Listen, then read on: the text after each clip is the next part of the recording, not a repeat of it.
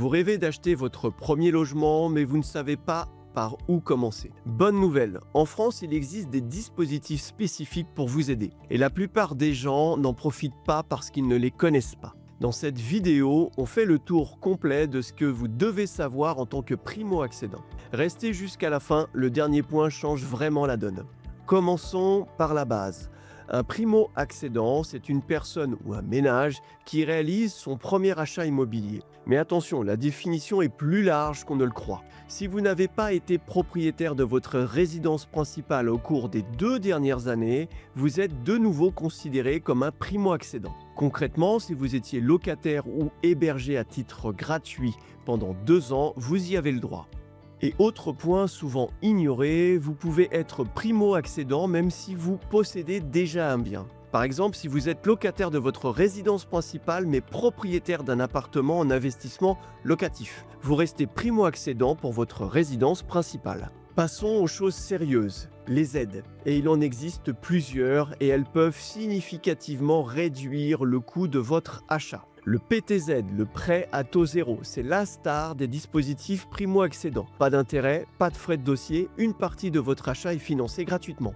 Le PTZ couvre aussi bien les logements neufs que les logements anciens rénovés, selon votre zone géographique. Des conditions de revenus s'appliquent. Par exemple, pour un couple avec 2 enfants en zone A, soit Paris et sa grande couronne, le revenu fiscal de référence ne doit pas dépasser 73 500 € en 2024. Le remboursement peut être différé et la durée totale va de 20 à 25 ans. Le PASS, prêt d'accession sociale, conçu pour les ménages aux revenus modestes.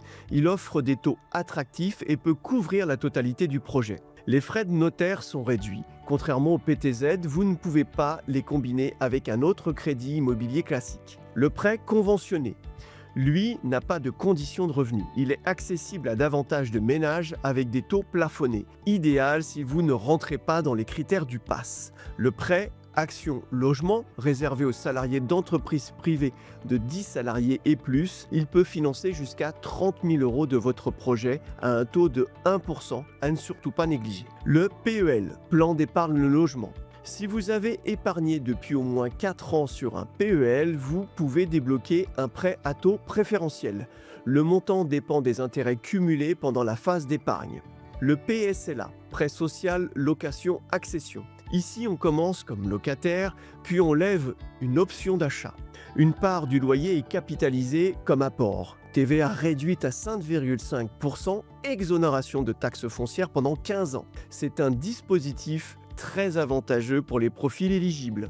Les aides locales, ne les oubliez pas. Certaines communes, départements ou régions proposent des subventions, des prêts complémentaires à taux zéro ou des garanties d'emprunt. Renseignez-vous directement auprès de votre mairie ou conseil régional. Au-delà des prêts, il existe des avantages fiscaux concrets. La TVA réduite à 5,5% s'applique aux logements neufs situés dans des quartiers prioritaires de la politique de la ville ou à moins de 300 mètres de ces zones. L'économie peut être considérable. Exemple, pour un bien à 200 000 € hors taxe, la TVA à 20% représente 40 000 €. Avec la TVA à 5,5%, elle tombe à 11 000 €, soit 29 000 € d'économie. Certaines communes proposent aussi une exonération de la taxe foncière jusqu'à 2 ans après achèvement, voire 5 pour les logements économes en énergie. Maintenant, comment concrétiser tout ça ? Première étape, estimez votre capacité d'emprunt. Vos mensualités ne doivent pas dépasser 35% de vos revenus nets. C'est le seuil réglementaire. Faites une simulation en ligne pour vous situer rapidement. Deuxième étape, préparez votre dossier. Les banques attendent vos 3 derniers bulletins de salaire, votre avis d'imposition, vos relevés de compte et vos justificatifs d'épargne. Un dossier propre, sans découvert ni emprunt multiple, fait une vraie différence. Troisième étape, vérifiez votre éligibilité aux aides. PTZ et PASS se demandent directement à votre banque. Le prêt Action Logement se fait via leur site. Le PSLA auprès d'une société HLM. Et l'achat sans import, c'est possible. Certaines banques acceptent de financer le prix du bien et les frais de notaire. Mais elles seront extrêmement attentives à votre profil. Pas d'incident de paiement, pas d'endettement excessif, des revenus stables, c'est le minimum. Vous l'avez vu, les dispositifs existent. Les économies sont réelles, mais tout dépend de votre situation personnelle.